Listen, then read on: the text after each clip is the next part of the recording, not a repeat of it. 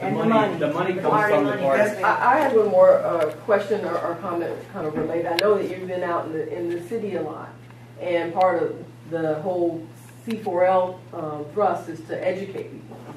And that's part of, you know, instead of, as all of these things are happening in these last several years or whatever, people have been beginning to wake up. Yes. So I wanted for you to, you know, say what happens. I know you've been passing out the Freedom to Fascism DVD and that kind of thing. What are you running into in the city, which is very heavily Democrat or whatever? Well, as I said, I met my 7th person today that's voting for Lacey Clay. So are they waking up, or are you finding that they're waking up? No, they're receptive. They're taking my stuff, and you know, I talk to them, and what I've been giving out is just a short little flyer because our funds are limited, and so, but we've made, I don't know, 50,000 pieces of literature that we've handed out. I mean, at least that much. But on the back, it's got some of his votes, and I tell him. I show him this side first. Hi, I'm Robyn. I'm Robyn Hamlin. I'm running for Congress in your area. And here's our current representative's votes. This gives you an idea of how he thinks. Here's how he voted, and I would have voted differently. Check it out and see what you think. And amazingly, everybody looks at this, except for the gentleman today who became number 7. He just got it up. They can't believe these votes. Lacey Clay voted against Amber Alert. God, that's so sickening. Oh my. Okay? These are the time protecting the Pledge of Allegiance. He voted no. Who votes against our Pledge of Allegiance? You know, I know. He voted for cash for clunkers. They're not happy about that in the city either, because guess what that did? That only allowed people who were going to buy a car anyway to just buy a little sooner and get a tax break off the backs of everybody else. And raise the price of the used car. And then the used car prices went up. Used cars. And so the reception I get in the city is very, very good. That's really effective.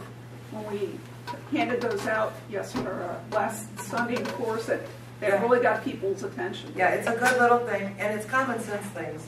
Can I have a couple of those? You most definitely I don't live in your district. That's all right, but you probably know somebody who go through your Christmas well, card I've already list or your email list. I met you when Charles Kraut spoke at the Viking in South County several months ago, and I think you gave me 6 or 7 of your cards. Yeah, I have cards too.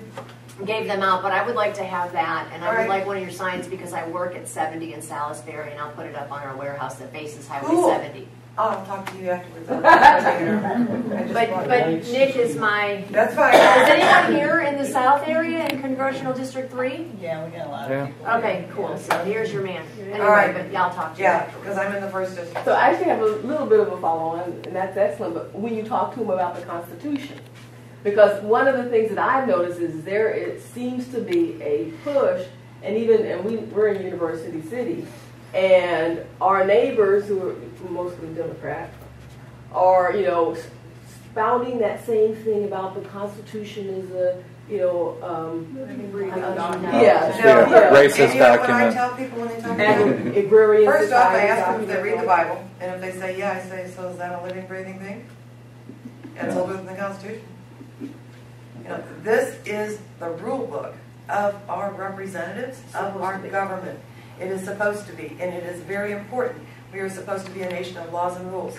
If we do not make our employees follow the rules, we are getting trampled on. Guess what? We're getting trampled on because we all sat down and let them run around and tug at our pants like a 2-year-old. Everybody's had a 2-year-old. Mommy, Mommy, can I have this? Go away. Go ask your dad. Go away. They come in. Can I have it? Can I have it? All right. Finally, eventually you might say, sure, take the book and go sit down. We did that with our Congress. They come back to us when they have a vote, and it doesn't get passed by the people. What happens the next election?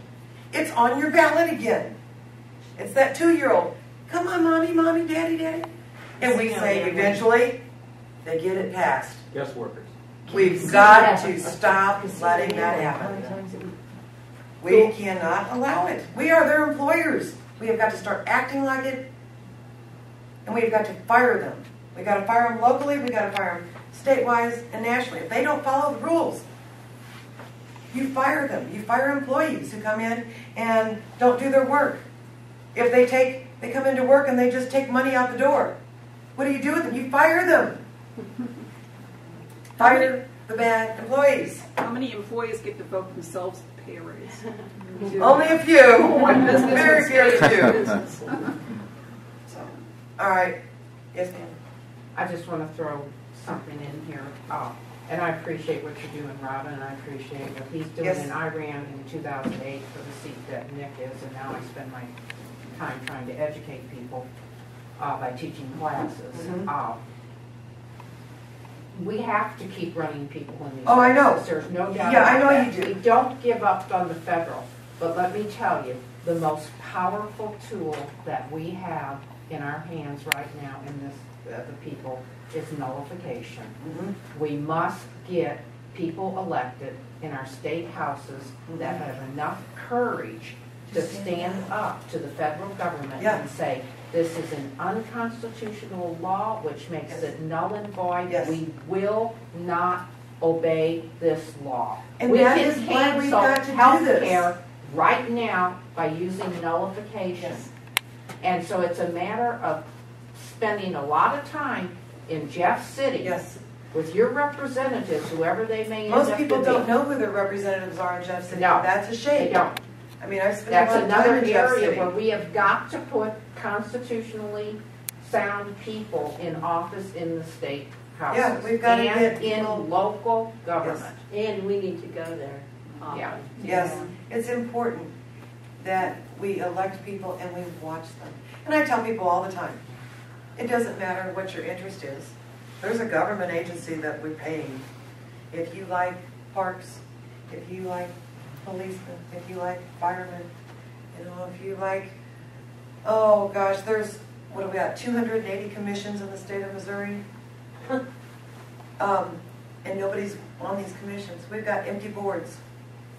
And when people in Jeff City want to vote on something, they ask for input from the people. Those people are sitting on those boards. If those boards are not filled with us, they're not getting answers from us. So we've got a lot of work to do. And it's not just elect somebody to go to DC. It's a lot of work all the way down the line. And we have all got to stand up and do our job and fire employees that need to be fired and get involved. Yeah, if you don't know and understand the Declaration of Independence and the Constitution, then you have no way of adequately judging any candidate. Right. Because And that's the important. only questions you should be asking is how they will obey their whether they'll obey the Constitution or not. But And you have to know we've well allowed enough that people you up can there judge. that don't follow the rules.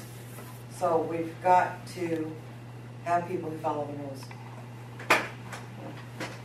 All right, yes. Several comments. Number one, if I was in your district, I'd vote for you. Okay, thank you. Number two, I proudly display a Campaign for Liberty race car on the wall of my business. All So I right. just want you to know that. The stock car. And number three, Abraham Lincoln was elected as a third-party candidate with 38% of the vote, and his name was not even on the ballot in 9 states. And his vice president was Hannibal Hamlin.